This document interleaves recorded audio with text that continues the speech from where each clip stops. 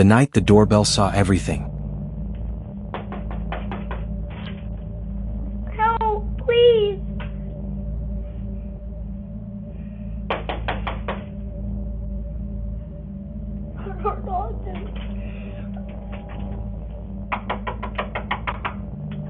Please help. It's November 22nd, 2019. The kind of night where the world feels quieter than it should. No traffic. No distant sirens. Just darkness stretching endlessly across a suburban Texas neighborhood called Harriet Creek Ranch. At exactly the moment when most families are asleep, when porch lights are the only things awake, a Ring doorbell camera flickers to life. Not because someone rang it, but because someone walked into its frame. The footage opens to pitch black darkness, broken only by the faint glow of infrared night vision. The image is grainy, distorted, almost dreamlike. And then, out of that darkness, a small figure steps forward. It's a young girl. She can't be more than 9 or 10 years old. She's barefoot. She's alone. And she shouldn't be here. At first, nothing happens. She stands just outside the edge of the camera's field of view, almost hesitant, like she's unsure whether approaching this house is the right decision. Then she steps closer. That's when her face becomes visible. Her hair is messy, her posture stiff. Her shoulders are raised in fear, like she's bracing for something terrible. She lifts her hand and knocks on the door. Not casually, not politely, but urgently, desperately. And then she speaks. Her voice is quiet at first, barely louder than the hum of the night. Help. She knocks again. Louder this time. Please. The word cracks as it leaves her mouth. Then again, more frantic now. Please help. Her hand pounds against the door in uneven bursts, not rhythmic, not controlled, each knock fueled by panic.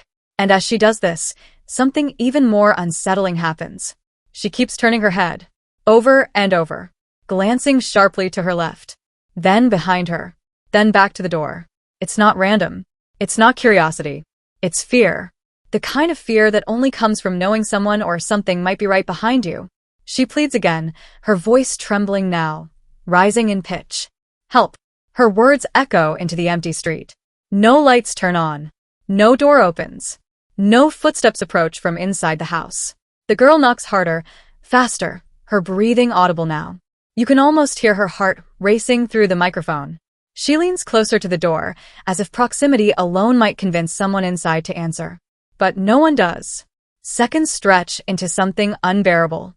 Then, suddenly, the footage cuts.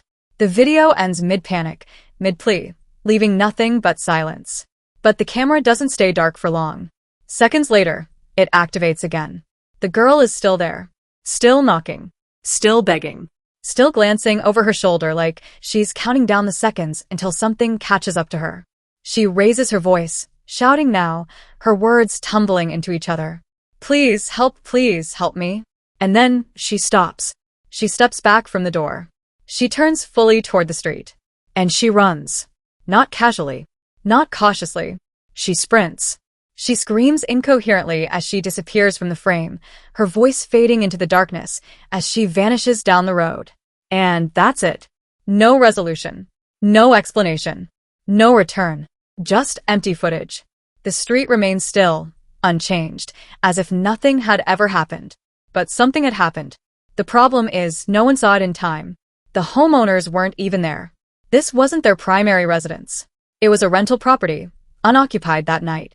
The Ring footage sat unnoticed, quietly stored in the cloud, while whatever fate awaited that girl unfolded somewhere else.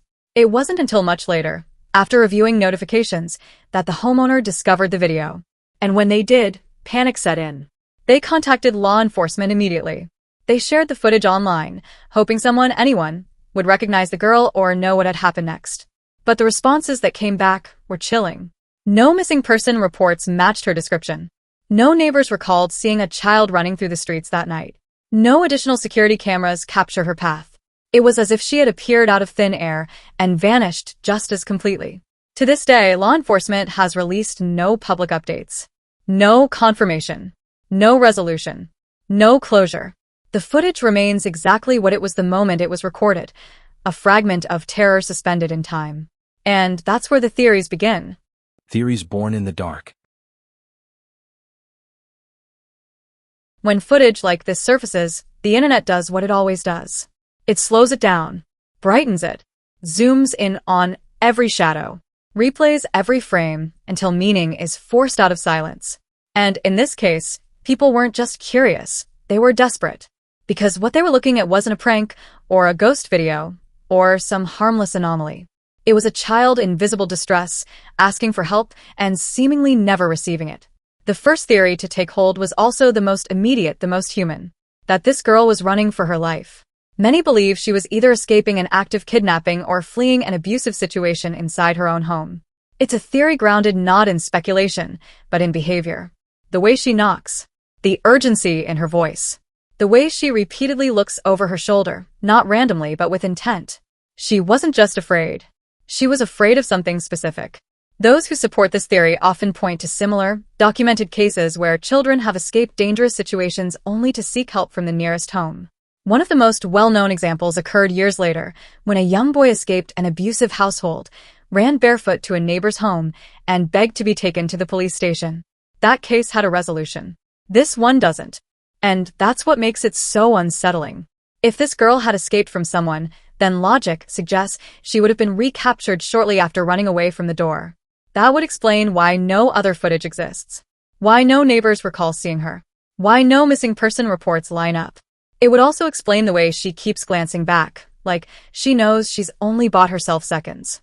But this theory takes an even darker turn, because some viewers believe she wasn't alone that night. If you watch the footage closely, and thousands have, there's a moment where something appears to move in the background, near the bushes, just beyond the range of the porch light. Most people don't notice it on the first viewing, or the second. But once you see it, you can't unsee it. A subtle shift. A shape that doesn't quite belong. A shadow that moves independently of the wind. Some claim it's just foliage reacting to perspective changes in the infrared camera. Others insist it looks deliberate, like someone crouching low, staying just out of sight. What makes this detail especially disturbing is timing. Every time the girl turns her head, she looks in that exact direction. Not randomly, not nervously, but as if she knows someone is there. As if she's monitoring how close they are. And when she finally runs, she runs away from the house, not toward another one. Almost as if she knows this was her only chance and it failed. This interpretation has led many to believe that the person she was running from was already there, hiding, waiting, watching her fail to get help. But there's another theory. One that's just as disturbing, if not more so. That this entire situation was staged. According to this theory, the girl wasn't escaping danger. She was being used. The belief here is that she was coerced, possibly threatened, into approaching a stranger's home to beg for help. The goal wouldn't have been rescue, but access. If the homeowner had opened the door, the people hiding nearby could have rushed in, forcing their way inside to rob or harm whoever lived there.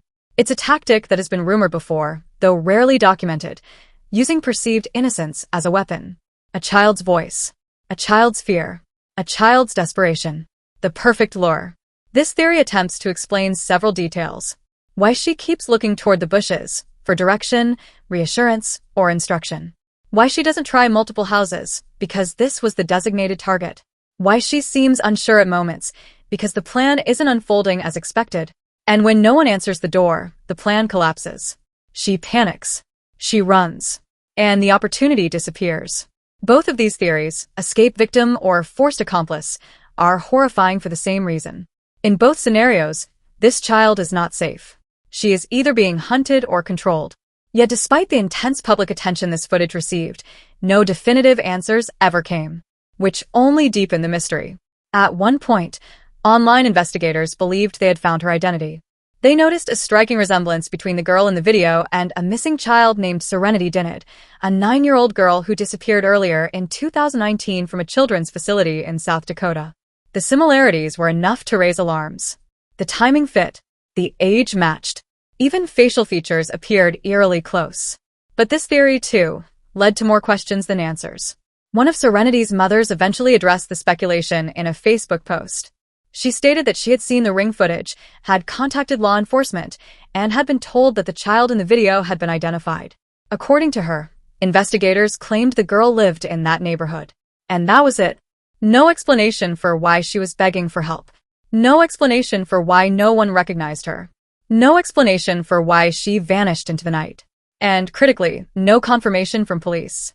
That single post remains the only supposed update connected to this case. It was never verified, never expanded on, never followed up. Which means, officially, this case remains exactly where it started. A child appears. A child begs. A child runs. And then nothing. No arrests. No closure. No public resolution. Just a video that ends too soon.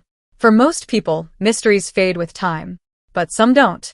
Some linger because they feel unfinished. Because they feel like we're missing something vital. Because somewhere out there, a question still hasn't been answered. Who was she? And more importantly, did she survive the night? The video that shouldn't exist. It started the way so many cases do. With something minor. Something routine. Something that should have ended with nothing more than a ticket and a warning. An officer was parked along a highway in North Amsterdam, watching traffic pass under the glow of overhead lights.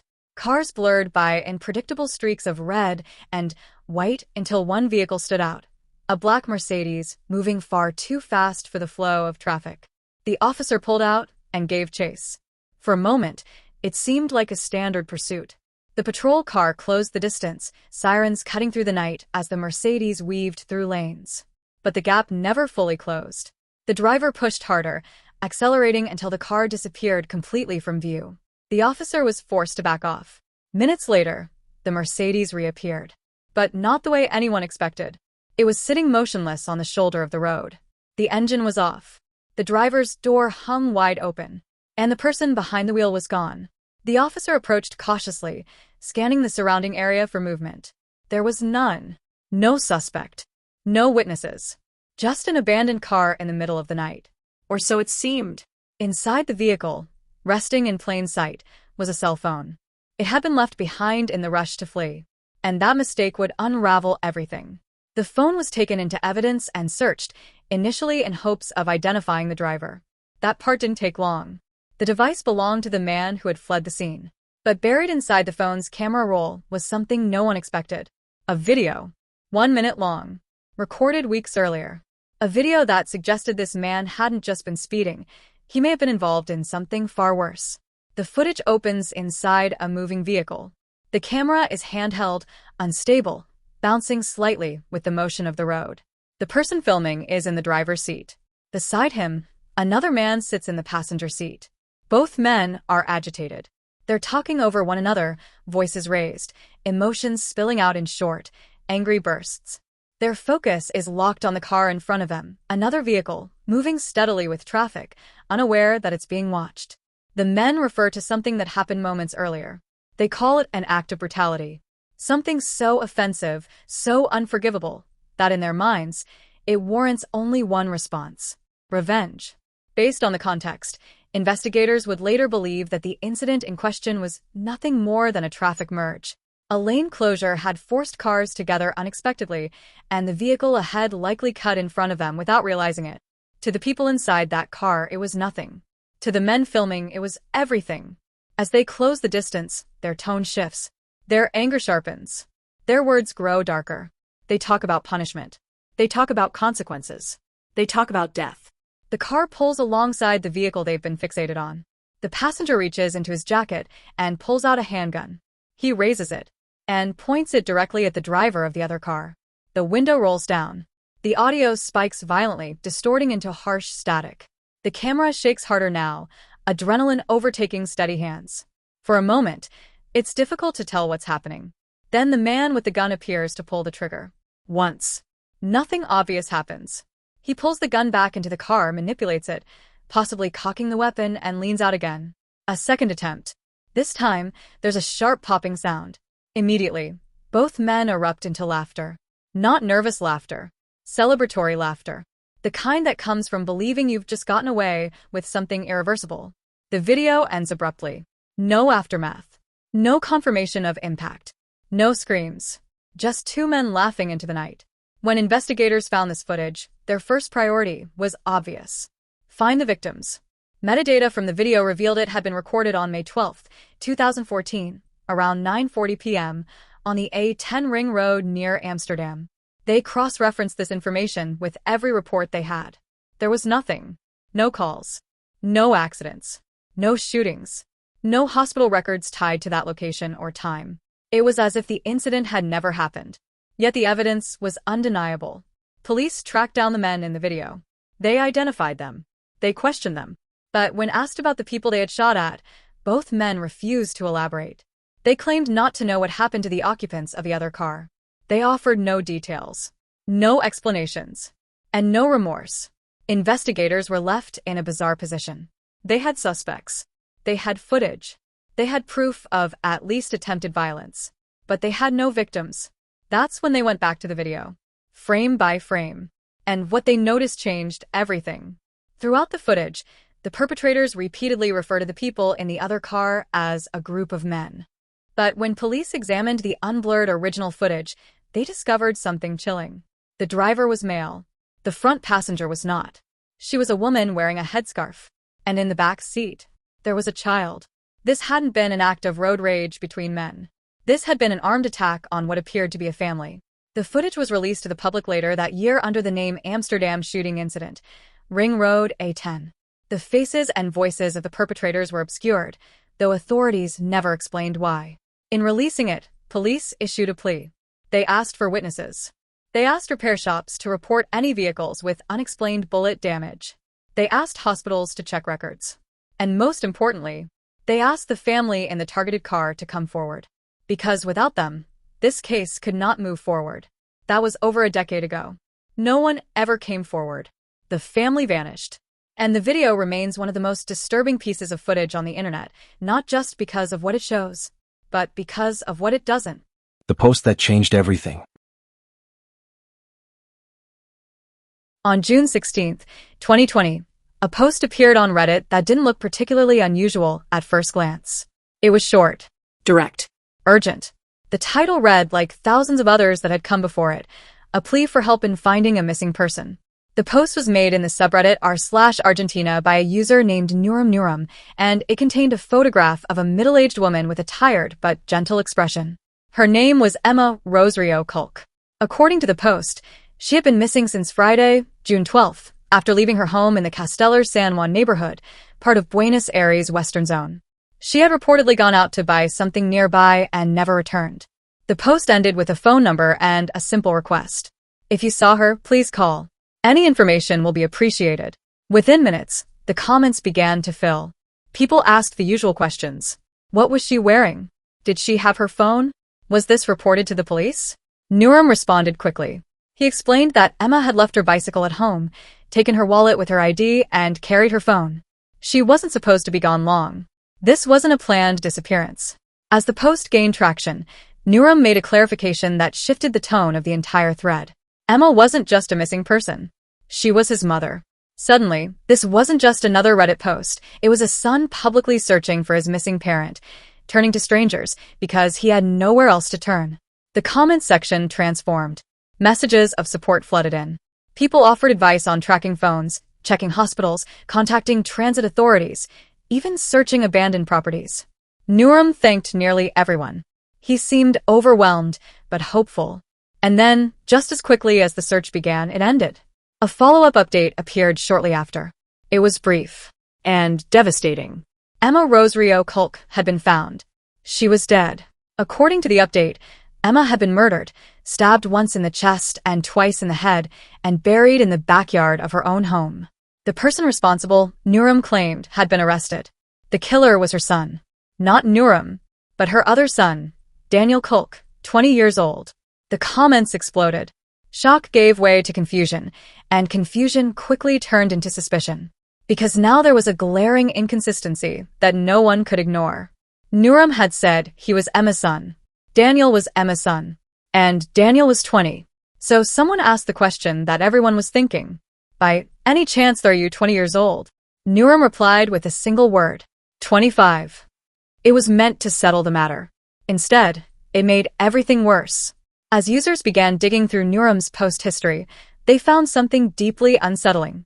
Just days before Emma's disappearance, Nuram had left a comment on an unrelated thread, casually mentioning an accident from his childhood. In that comment, he wrote that he was 19 years old. That put him directly in Daniel's age range. The inconsistency was impossible to ignore. Confronted with this, Norom offered an explanation. He claimed that the Reddit account didn't belong to him. According to him, it belonged to his brother, Daniel. He insisted that he barely used social media and that Daniel must have made those earlier posts. He said he only accessed the account to ask for help after his mother disappeared. This explanation only deepened the unease. If Daniel was the account's primary user and Daniel was the killer, then that meant something horrifying.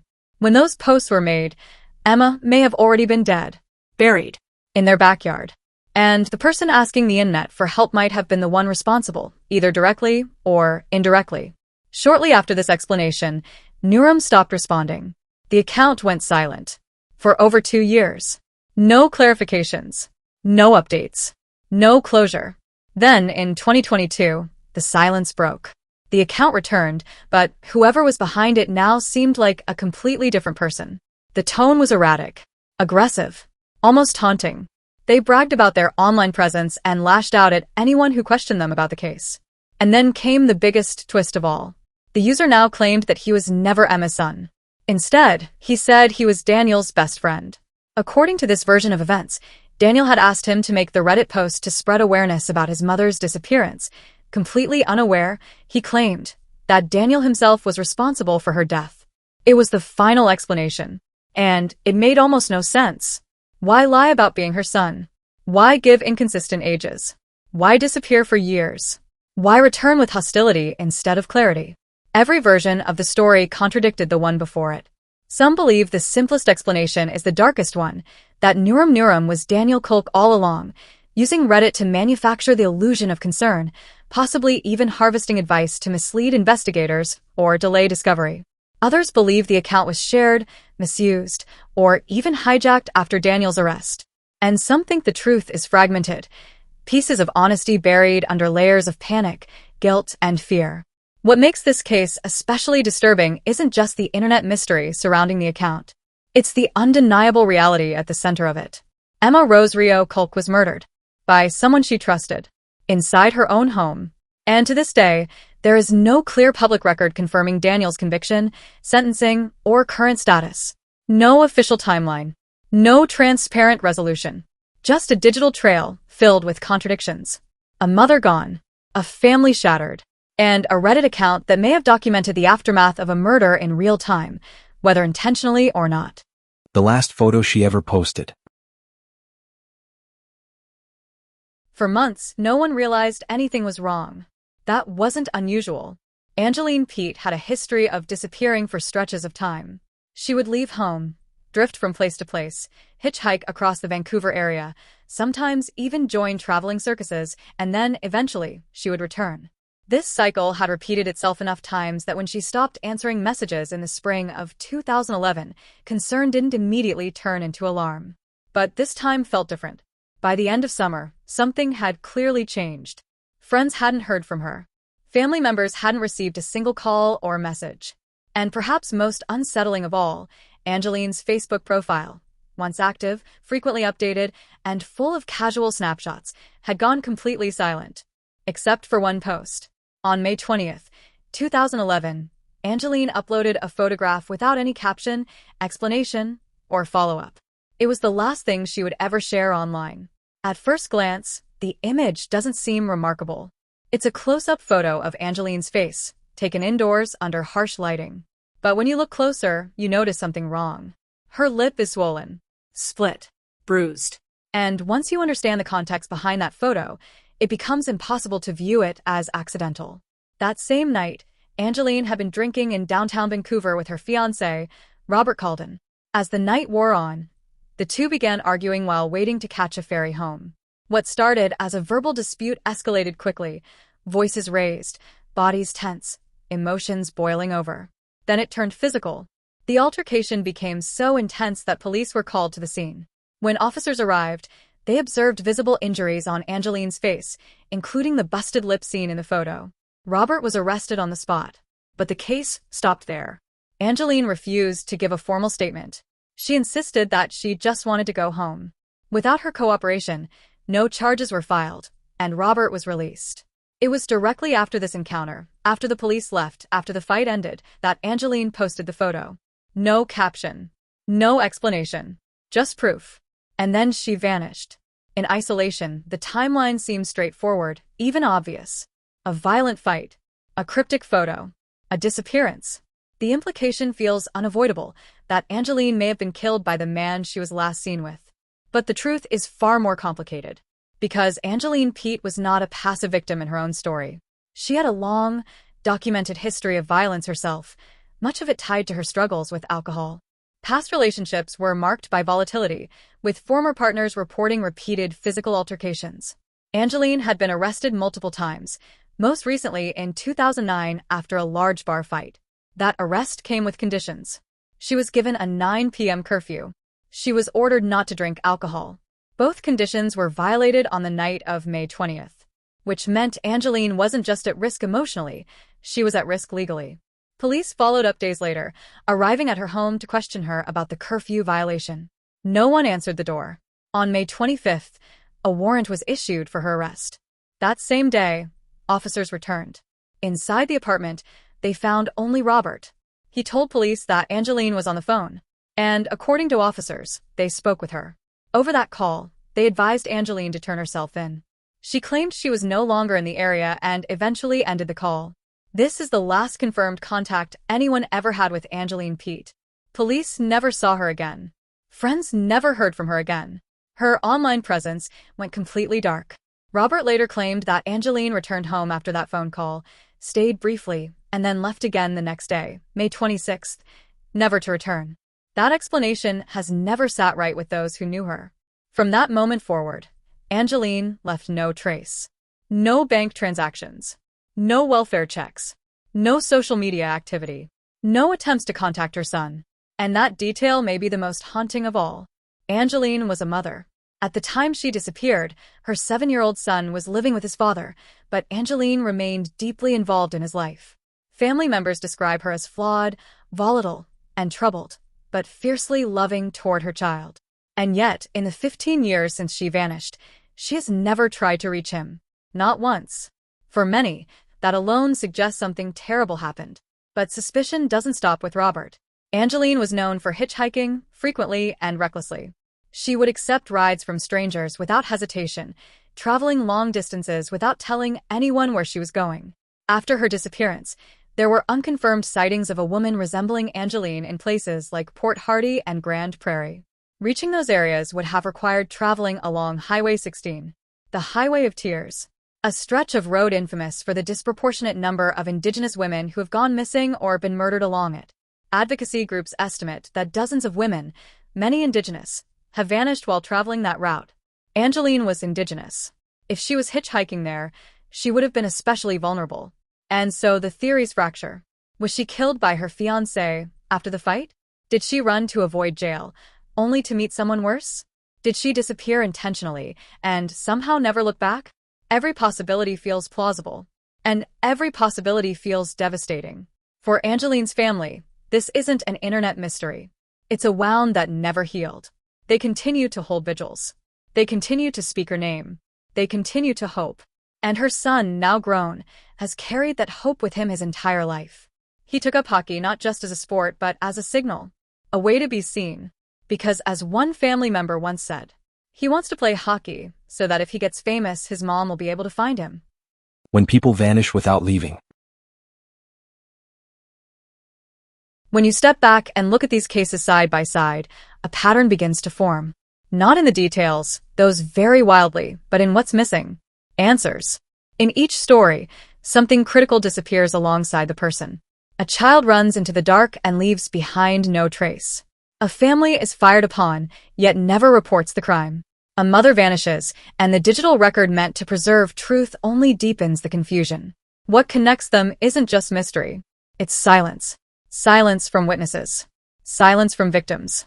Silence from systems that were supposed to catch them before they vanished completely. In the Ring doorbell footage, the silence is literal. A child begs for help into a closed door, her voice swallowed by the night. The technology records everything, except what happens next. In the Amsterdam shooting, the silence is deliberate. A family survives, or doesn't, but chooses never to speak. No hospital visit. No police report. No attempt to seek justice. And in Emma Kulk's case, the silence is deceptive.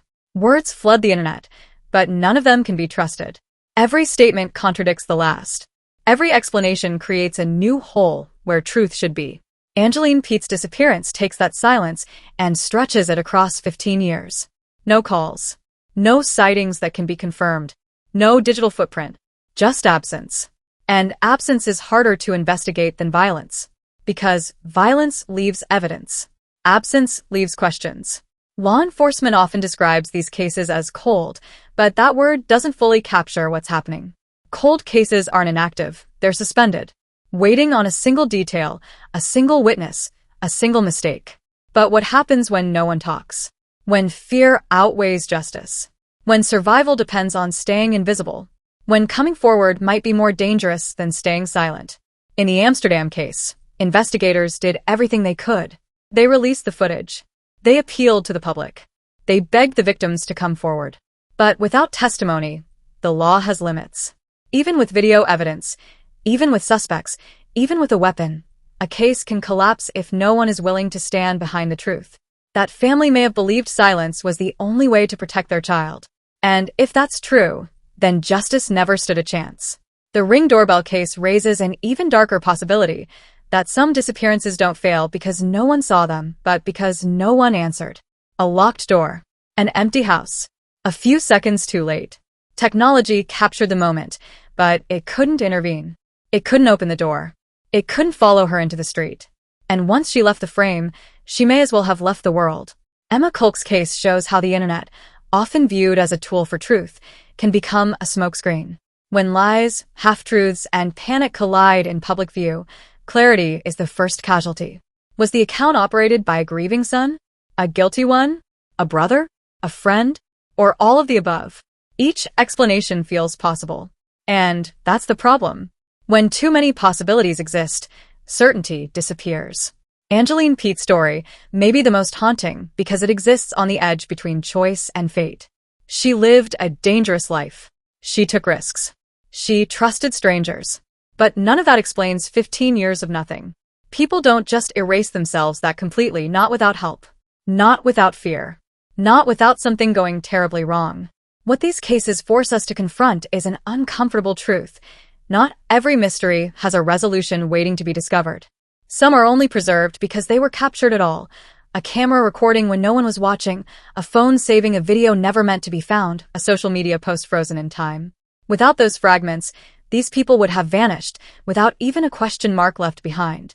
And yet, even with those fragments, we're still left guessing. Maybe that's the most disturbing part. That in a world saturated with cameras, data, and connectivity, it's still possible, frighteningly possible, for someone to disappear completely. Not just physically, but from the record. What we think we see. There's a moment in every unresolved case where the facts run out. After that, all that remains is interpretation. And interpretation is dangerous. Because the human brain is not built to sit comfortably with uncertainty. When answers don't arrive, we don't simply wait. We fill the gaps. We search for patterns, motives, hidden meanings. We replay footage until our eyes begin to see what our fear wants to confirm. This is where mysteries stop being investigations and start becoming mirrors. In the Ring doorbell footage, that moment happens almost immediately. Once viewers realize there's no official explanation, attention shifts away from what is clearly visible and toward what might be hiding in the darkness. The bushes become suspects. The shadows become figures. Compression artifacts become movement. And suddenly, the footage feels alive. People isolate frames. They slow the video down to fractions of a second. They enhance contrast, push brightness beyond its limits, circle areas that appear to change shape. Entire communities form around analyzing a few seconds of infrared video, convinced that if they just look closely enough, the truth will reveal itself. But this kind of analysis comes with a cost. Because once the idea of a hidden figure enters your mind, it becomes impossible to unsee. Every flicker looks intentional. Every shadow feels like a presence. The video stops being evidence and starts becoming a canvas for fear. And yet, not all of it can be dismissed. The girl's behavior remains undeniable. Her repeated glances back are not random. Her body language is not casual. Children don't perform fear, they react to it. Whatever she was afraid of, it was real to her. But real fear doesn't always mean real danger in the way we imagine it. It could have been a person following her. Or it could have been the belief that someone was. In the Amsterdam shooting footage, interpretation plays an even more dangerous role. Without victims coming forward, viewers are forced to decide what they believe happened based on sound distortion and shaky video. Was the gun fired? Did the shots hit the car? Did the family even realize they were being targeted? Some hear a clear gunshot. Others hear nothing but clipped audio. Some believe the weapon malfunctioned. Others think blanks were used. And because the footage ends before consequences appear, every conclusion feels equally plausible. That ambiguity protects the perpetrators. Without victims, there is no narrative of harm, only speculation. And speculation doesn't hold up in court. The Emma cult case reveals how interpretation can spiral even further, how online narratives can transform real tragedy into something almost unrecognizable. Each inconsistency in the Reddit account became fuel. Each contradiction birthed a new theory. Over time, the focus drifted away from Emma herself and toward the identity of the person posting about her. Was it her son? Her killer? A manipulator? A bystander? The internet turned a murder into a puzzle. And puzzles are easier to obsess over than grief. Angeline Pete's disappearance sits at the center of this tension. Her life, her choices, her struggles, all become subject to interpretation once facts stop flowing. People debate whether she ran, whether she hid, whether she trusted the wrong person. But the truth is simpler and more unsettling. We don't know. And not knowing creates space. Space where fear, bias, and assumption rush in. There's a term investigators use: confirmation bias. Once you suspect a certain outcome, your mind selectively gathers evidence to support it while ignoring everything else. It's not malicious. It's human. But in unresolved cases, it can distort reality beyond recognition. A shadow becomes a stalker. A silence becomes guilt. A missing update becomes a cover-up. And slowly, the story stops belonging to the person who vanished. It belongs to the audience. That's the line where mystery becomes myth. The danger isn't just that we might be wrong. It's that being wrong can overshadow the truth if it ever does surface. If the girl in the ring footage was later found safe, would anyone believe it? If the Amsterdam family survived and moved on, would that satisfy us? If the Emma Kulk account truly belonged to someone innocent, would the narrative change? Or have these stories already hardened into something irreversible? Uncertainty is uncomfortable, but certainty built on assumption is worse. Because once a story solidifies in the public imagination, facts become optional. Emotion becomes evidence. And the loudest explanation wins, not the most accurate one. These cases remind us of something easy to forget in the age of constant analysis. Not every mystery is hiding a twist. Not every shadow holds a figure. And not every unanswered question is evidence of something darker. Sometimes the truth is simply out of reach. And learning to live with that may be the hardest part. The weight that lingers.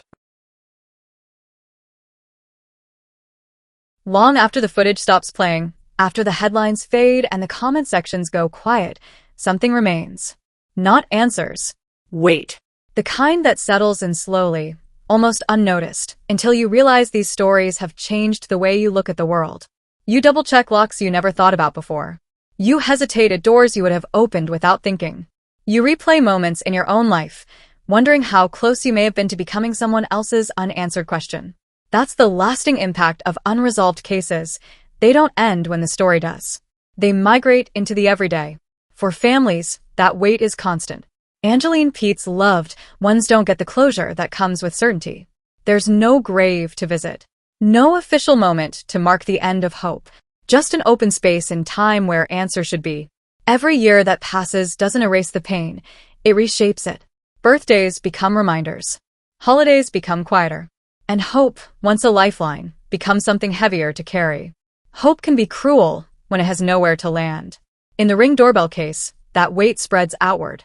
Viewers who watch the footage don't just feel fear, they feel responsibility. A collective sense of what if. What if someone had opened the door? What if a neighbor had looked outside? What if the camera owner had been awake? Those questions don't accuse any one person, they accuse circumstance, timing, randomness. And randomness is terrifying. because it suggests there was no plan, no mastermind, no moment that could have been stopped if someone had simply known more. In the Amsterdam shooting, the weight manifests as frustration. Evidence exists. Faces are visible. The act is captured. And yet, justice remains suspended, not because the system failed, but because it reached its limits. We're taught to believe that proof equals accountability. These cases remind us that it doesn't always. Without victims willing or able to speak, even the clearest footage becomes powerless. The law cannot force testimony. It cannot prosecute fear. It cannot punish silence. And silence can be stronger than truth. Emma Kulk's case adds another layer: guilt by proximity. Anyone connected becomes scrutinized. Loved ones are dissected publicly. Grief is questioned. Motives are imagined. The weight here isn't just on the victim. It's on those left behind, forced to exist under suspicion, trapped between mourning and defense. In some ways, unresolved cases punish the living more than the dead. They deny rest. They deny certainty. And they deny the clean narratives we crave. We like stories with endings. We like cause and effect. We like to believe the world makes sense if we just look closely enough. But these cases resist that comfort. They exist in the gray, where truth is partial, memory is unreliable, and technology records without understanding. A camera can show you what happened. It cannot tell you why. And it cannot tell you what comes next. What lingers most is the realization that disappearance doesn't always announce itself. There's no dramatic moment, no clear line where life splits into before and after. Sometimes it's just a door that never opens, a phone that stops ringing, a person who steps out of frame and never returns. And the world keeps moving. Cars pass. People laugh. New stories replace old ones. But somewhere, the weight remains, carried quietly by those who remember, by families who wait, by viewers who can't forget, by systems that know something is wrong but can't fix it. These stories don't ask us to solve them. They ask us to sit with them, to acknowledge that not everything broken can be repaired, that not every mystery exists to be unraveled, and that sometimes the most honest response is to remember, even when understanding never comes. What remains unsaid. At some point, every story reaches the edge of what can be known. Beyond that edge, there are no documents to uncover, no footage to analyze, no witnesses left to question. There is only speculation, and the choice of whether or not to step into it. This is where we stop. Not because the questions have been answered, but because they haven't. The people at the center of these cases didn't vanish into riddles. They vanished into silence. And silence doesn't offer conclusions, it demands restraint. In the Ring doorbell footage, the final image is not violence or confrontation. It's motion. A child moving forward, away from the camera, away from the only record of her existence in that moment. We don't know where she went. We don't know who she was running from, or if she was running at all. What we know is that she believed something was wrong. And sometimes, belief is the last truth we're left with. The Amsterdam shooting ends the same way, not with justice, but with absence. A vehicle disappears down a street. The sound fades. The world continues. If the family survived, they may have chosen silence to protect their child. If they didn't, their story ended without witnesses. Either way, the truth exists somewhere beyond our reach. Emma Kulk's case leaves behind a digital echo, posts, comments, contradictions, all preserved, but none of them definitive. The internet remembers everything except intent. And intent matters. Without it, we can only describe behavior, not meaning. We can catalog inconsistencies, but we can't assign guilt with certainty. Angeline Pete's disappearance lingers in a different way. Her name exists in reports. Her face exists in photographs.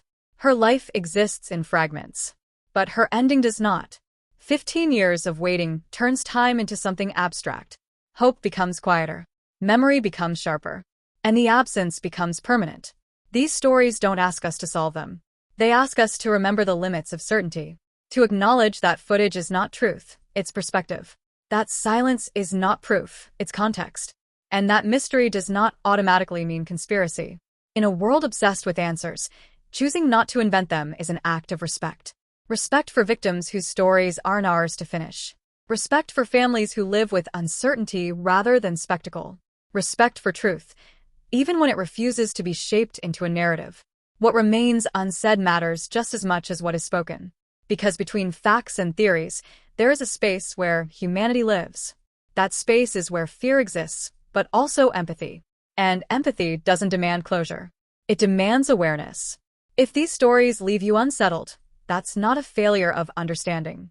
It's a reminder that disappearance is not entertainment, and mystery is not a puzzle designed for satisfaction. Some questions are not meant to be answered quickly. Some stories do not end. They wait. And remembering them, without reshaping them into something convenient, may be the closest thing to justice they ever receive. If you've made it this far, thank you for staying with these stories. Not for the mystery, but for the people behind it. These cases don't linger because they're unsolved. They linger because they remind us how fragile certainty really is. A moment, a decision, a door that doesn't open, and a life can slip out of view forever. If there's anything to take from this, it's not fear, it's awareness. Pay attention. Listen when something feels wrong. And remember that silence doesn't mean nothing happened. Sometimes it means everything did. If you value long-form stories told with care, stories that don't chase shock, and don't force conclusions where none exist, you're welcome to subscribe. New documentaries like this are released here regularly. No pressure. Just stories worth sitting with.